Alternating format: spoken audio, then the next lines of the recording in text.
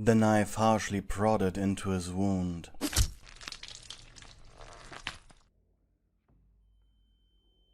The agonizing pain sending shocks throughout his body. The girl above him giggled. You could make this so much more boring for me, Kiri, sweetie. Why aren't you? The redhead huffed in agony, ignoring the horny groans of the psychopath on top of him. What's wrong? Why won't you get hard for me? The boy coughed and forced a smile. There's only one girl I get hard for. Of course he knew he would regret saying that. The blade moved up to his neck, pressing into his skin and drawing blood. Oh, I didn't realize I had a rival. Who is she? Toga tilted her head. Or is it a he? Kirishima wasn't offended by that last comment, but maybe he could twist this into his favor. Yeah, I'm into guys. How dare he thought. This was so unmanly. Toga tilted her head to the other side before licking her lips. Oh, really now? She scoffed. I don't buy it. She grinned. But nice try anyways. He sighed in defeat. Kirishima hoped that the hero he was with could take this time to escape. This would have been so much less painful if this vile beast hadn't injected him with a quirk suppressant. Toga bit her lower lip and smiled. I love to see you squirm, Kiri, sweetie. As she began to grind against his crotch. He bit his lower lip. Despite his cuts and bruises, it managed to feel good, and he hated that. Suddenly her face was right up against his, and she whispered, When I'm done skinning you, I'm going to wear it as a comfortable sweater, and I'm going to do all sorts of naughty things while inside you. He could feel the cold edge penetrating his hip. And judging by the seething hot pain, he could tell how deep it went. It was a nauseating feeling. Dark, darker, yet darker. The darkness kept growing. The shadows cutting their sharp tendrils deeper and deeper into his flesh. Was he dead? Was this hell? Or was this a nightmare he would awake from one day? What was that noise? It's really obnoxious. The grip of the ever-surrounding darkness began to slowly slip. The pain intensified one last time, and one last time he stared into the abyss. It stared back. He screamed. His body jolted, sweat pouring down his face. His heart pumped fresh blood through his body, and he immediately felt dizzy. He heard a door fly open somewhere in the distance. Soft hands pressing him down. White. He was seeing nothing but white. White. He was seeing nothing but white. Where was he? What was happening? Something sharp pressed into his shoulder. Was it her? Was she back? No. This was a good pain. Slowly he calmed down. And the room began to shift. Colors began to form.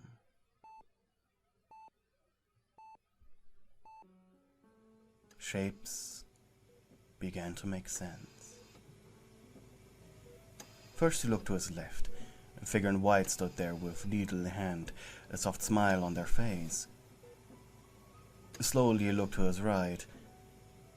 He could see a large and open window, depicting a starry night. No. Those were skyscrapers. He rolled his head back to the white figure. Where am I? He mumbled, helplessly. God, how unmanly did he sound right now? A soft gloved hand patted his head carefully. You're in the Hero Hospital of Camino Ward, said the white shape with an unbelievably soft voice. My name is Sister Agatha. I'm your night nurse. Try to sleep some more. I'll be checking up on you in a bit. Hospital? No, this didn't make sense. He was in a basement just a minute ago. In his mind, he could still hear the girl cackling. Before you leave, he croaked out weakly. Yes? How did I get here? Agatha was quiet for a moment. Kirishima was about to ask again, but then she spoke up. I checked your file. A really young boy brought you in, said his hero name was Deku. Deku. Thank the Lord, he thought.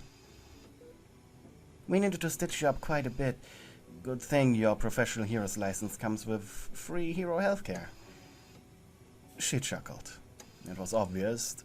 To him, she was just simply trying to lighten the mood, but to him, it felt a little out of place. Anyway, sweetie, I'll need to be going now. And with that, Agatha left.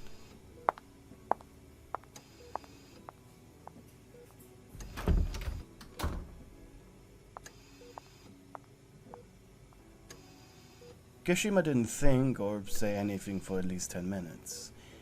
He just felt empty.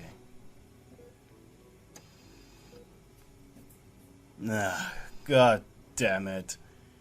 He growled as he suddenly realized that now everyone in his class was going to come to him the next day, shower him with pity and unwanted attention.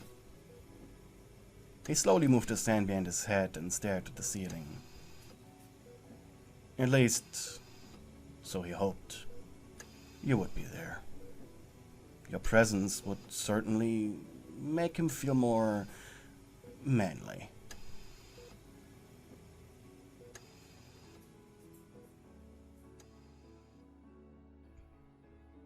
You arrived at the hospital after school had ended, and you had to threaten your entire class with your quirk to not join you on this adventure. You knew how much Eijiro hated attention as long as it was focused on him being in a situation like this. The only person accompanying you was Aizawa, mostly because he didn't want one of his students wandering off on their own. The incident was luckily kept under lock and key by Nezu and the Hero Agency that Kirishima was training under. All the media and the public knew was that a few days ago a young crying boy in a costume was carrying another seemingly dead and bleeding body to a hospital, and that was that. The world really wasn't the same without All Might. Something everybody learned the hard way. Okay, I'll be going to the cafeteria first. I haven't eaten in days, said Ayazawa when you two entered the hospital's lobby. Probably doesn't want to see me anyways. This room is 404, Ward B. You still got the pen? You nodded. Okay, give me your hand. You presented your right hand to him. I just quickly put my signature here after what Izuku told me. You'll be needing something like this for a while. You know, toga.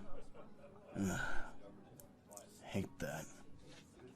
Transformation quirks make me sick. After you finished the admittedly beautiful signature, your teacher vanished in the crowds of nurses, doctors, and visitors. With a slight heap of anxiety, you began wandering the wide and pristine labyrinth of the hospital. Without your boyfriend, it was pretty much impossible to muster up the courage to ask for directions, so you were hopelessly staring at the various signs and posters showing the way around.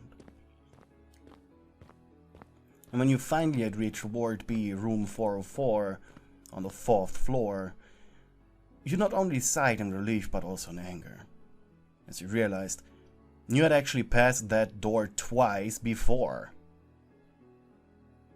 You gave a careful knock. Who's there? That sounded like Kirishima. You quickly entered, heart racing. The room was bright, really bright. Eiji was lying in his bed, blankets covering his lower half, his upper body hidden under bloody bandages. He looked you up and down. Is it really you? He asked. His voice, it had so many emotions within it. It made your heart make a nosedive. He raised your right hand and showed the signature, and he sighed in relief. So, how long was I gone, babe? He asked while you walked over to him. Too long. Ah, come on. Too long can mean anything. You were the only one he allowed himself to be a little bit more soft around. Only 3 days. He didn't answer, only averted his gaze. I was scared, Kirishima, you said as a tear rolled down your face. Ah, don't cry, he said. He raised his right hand and cupped your face. Everything's all right. Okay? You sniffled and softly rubbed over the back of his bandaged hand. You two remained like this for a moment, until the door swung unceremoniously open. Alright, lovebirds, growled Aizawa. Sorry to interrupt the honeymoon, but I need Kirishima to tell me how this happened. Your teacher was carrying a notepad and a very sharp-looking pencil. Jeez, can't you knock? Laughed your boyfriend. I did. Twice. You and Kirishima blushed. Come on. Don't have the entire day. You wanted to give Aizawa a piece of your mind, just barging in and being so cold. But you also respected this man for the work he did, so you kept it to just a glance. And walking over to a chair that stood at the corner of the room. It's kind of a blur, but I was on patrol with, forgot his name. Azura started. I think it was something like Nightblight or something. He is one of the heroes of my agency, and he ran off after a villain and instructed me to go back to HQ. Apparently the guy was a high-class villain. Dangerous for just the two of us to take down. I hate that I actually did what he told me to. He's dead, said Aizawa coldly. And so would you, if you wouldn't have followed his orders. Blight is dead? Ah, fuck.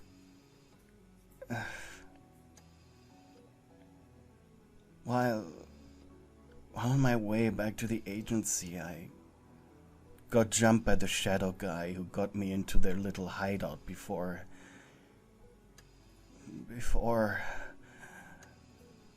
Kirishima got quiet.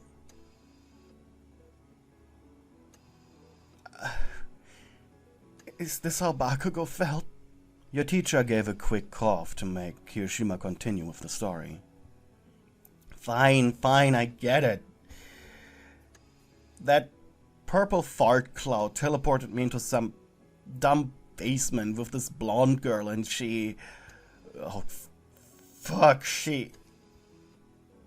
The room fell silent, save for Kirishima's quiet sobs. You jumped up and raced to his bed. I'm sorry, I can't, he cried. Please don't make me think of that. You had never seen Kirishima cry like that. Somewhere behind you, you had your teacher sigh. This is all I needed. I'll be waiting outside.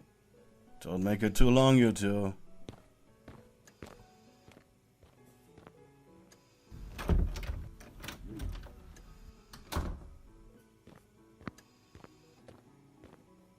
Your heart felt like a solid block of ice seeing your boyfriend like this. It's fine. Please don't look at me like that, he said. But you didn't care. I'm sorry, you said before softly burying your head into his shoulder. I'm so sorry. He softly patted your back. Kirishima had to bite on his lower lip. Your nose was pressing right into a cut on his neck, but he didn't want you to feel bad for it. All he wanted was to be healed up again and spend an entire day and night at an amusement park just with you. Don't be sorry, babe, he said softly into your ear. I'm still alive. And you probably wouldn't be if they had gotten you too. The shoulder was now uncomfortably wet from your tears, but you didn't have the heart to tell you. You just quietly laid there, waiting for you to finish. I love you, was the only thing he said. I love you. Over and over, like a mantra.